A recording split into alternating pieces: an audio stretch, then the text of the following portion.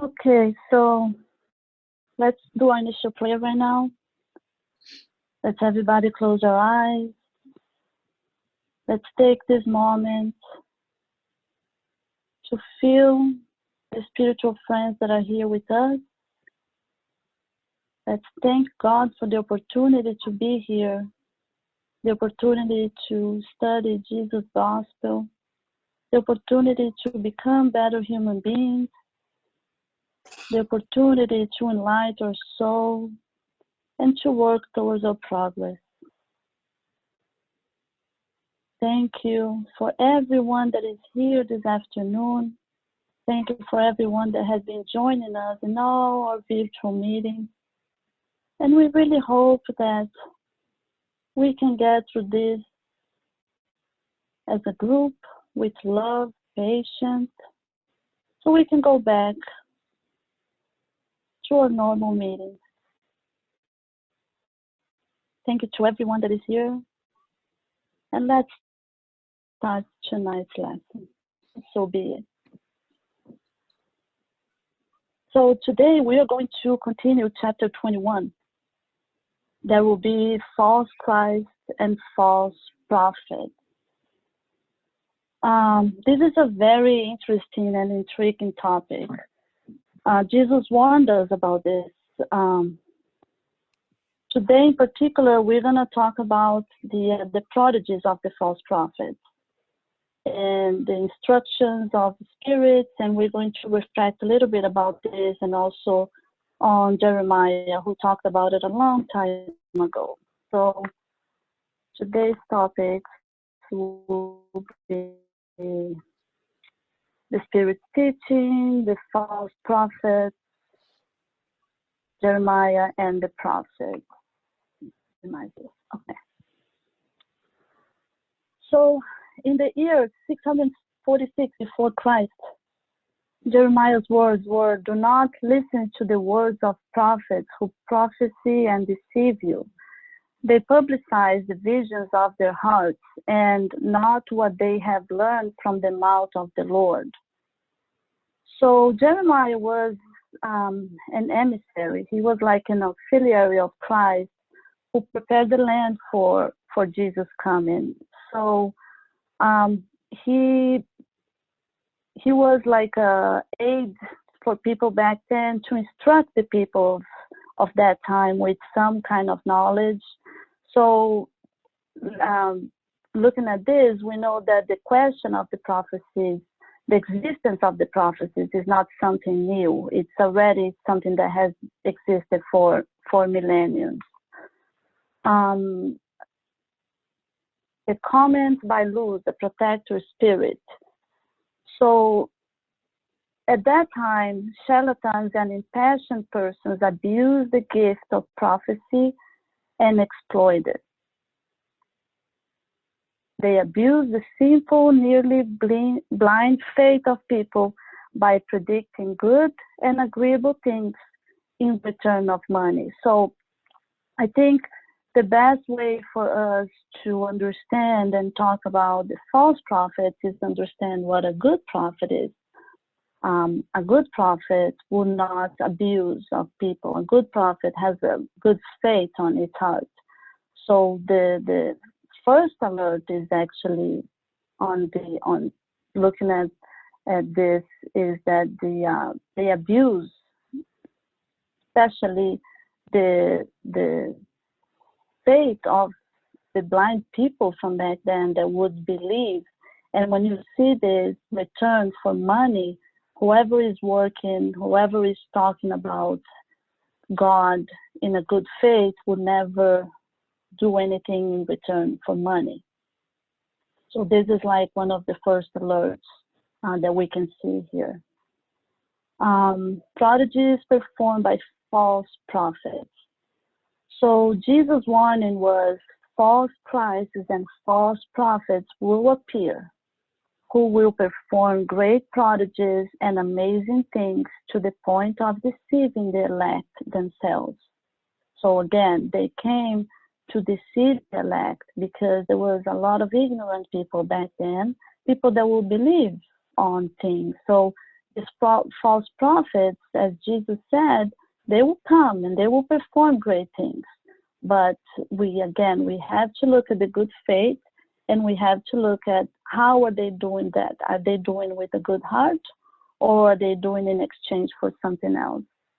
I just want to put here the cameras again. Hold on a second. Okay, good. Hold on. Give me one moment because I need to change something here on my screen. There we go. Oh, now I can see Jim. Hi, Jim. Can you hear me? I don't know. I think it's just a picture of him. Is it you? Yeah, it's mute, but I see you now. Okay, so the true meaning of the word prodigy. In the theological definition, prodigies and miracles are exceptional phenomena that occurs outside the laws of nature. So that means that they cannot be explained. Do prodigies and miracles really exist? And the answer is no. Why? Every phenomenon with an unknown cause comes across as supernatural, extraordinary, and miraculous. So when this is talking about unknown cause, an unknown cause doesn't mean, it just means that it's unknown. It doesn't mean that there is no reasonable cause. It's just that the cause is not known. So that's why people would say that it is a supernatural, because they don't know the cause, even though the cause exists, but we don't know yet. And I'll give you some examples as we go through with this. Once the cause is known, it is realized that the phenomenon, as extraordinary as it might seem, is not in order the application of nature's law. So again, knowing the cause becomes a natural phenomenon. So prodigies and miracles do not exist. From the moment that science is discovering the causes of miracles that was considered unexplained and fabulous, then they are no longer that. As long as they are known, they're not considered extraordinary anymore or a phenomenon. The prodigies of the false prophets have origin in acquired knowledge, in organic faculties. So acquire knowledge, any one of us can acquire. Organic faculties, some people have for the good, some people have for the bad. The biggest example are the mediums. Accessible to the worthy and the indigenous, again, anyone can acquire those knowledge, the first ones. Simple applications to the law of nature. Laws already known by science, and laws is still unknown by science. So a good example here, and I wrote it down, is the, like an unknown, back then, let's say when electricity, now with common sense, electricity, we turn on the light, but back then when electricity was not known yet, so that phenomenon could be known as a miracle. Now when when that was discovered, then we all know that the fact that we can turn on the light is not a miracle anymore. It's just that we have electricity. But that's just a good example of back then how if electricity would look like a phenomenon, like a supernatural phenomenon. And who are the false prophets? They are those who exploit the knowledge and special organic faculties for their own ambition, interest, and desire for domination. So here is when we enforce the idea of Jeremiah and Jesus, because Hi, Jim. Sorry, I finally have sound. Yay! I'm glad you can hear and see us. Now we can hear and see you too. Okay. Is it the first time you're using this meeting Yes, thing? Are you using on the phone or the computer? on the computer. Oh, okay. Well, welcome. Now we're gonna have it every Tuesday, okay? Okay. I'm glad you're here. Did you want to say anything about this or not yet? Not yet. I just tuned in. Okay, good. But were you watching from the beginning? No, I was busy trying to get access. Oh, okay. So, Okay. Well, the topic for the day is the false prophets and the prodigies of the false prophets. This is basically what we're talking about. So now on this slide, when we ask who are the false prophets, they are those who exploit the knowledge and special organic faculties for their own ambition, interest, and desire for domination. So here is when we can go back to the idea of Jeremiah and Jesus, that the simple one, the one that has the almost blind, the poor that has the unaware faith, he can be seduced by these false prophets because they have the knowledge, they have the public domain, like this guy looks like he has a public domain, but their interest is very personal. It has nothing to do with transmitting any kind of heavenly message, a message of love and charity. We can compare them when we said before, exchange for any kind of monetary exchange, that they're not doing as a good faith. They take advantage of the good faith of people who believe they are divine missionaries.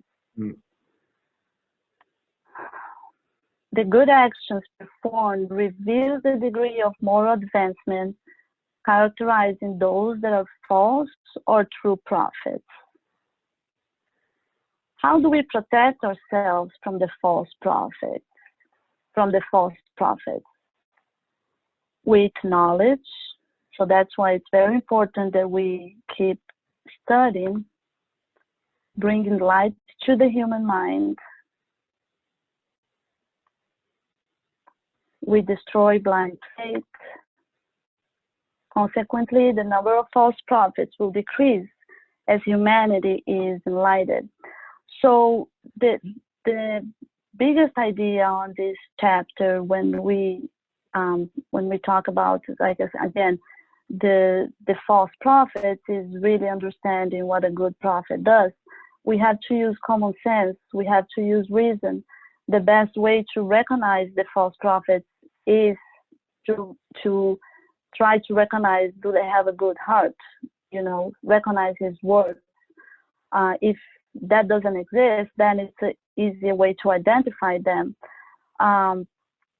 We can also become false prophets too if we don't act with reason. We don't act with common sense.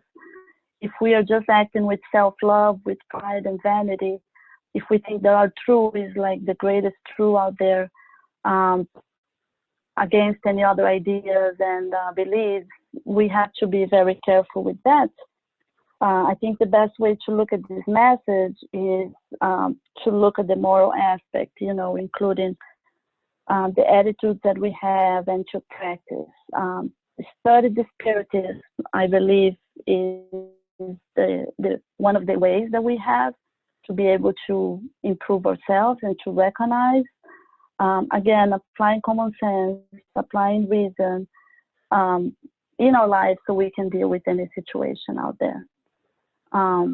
Any questions? I think this is the last slide. I know I kind of went a little bit fast. Hold on, let me check. This is the last one. Yeah, I'm gonna go back. Hold on. Wait. So Jim, since you're not here just on this one, I just wanted to just show you this slide right here. Okay. Is when we actually can have a sense of time. 646 years before Christ, we had a message from Jeremiah about the bad prophecy. The prophets will come, and it has to be very important for us to have vision of if they're good or if they're the bad ones. So even millennials, this is not something new, as we know. It wasn't just Christ. It was way back then that we got the message about this.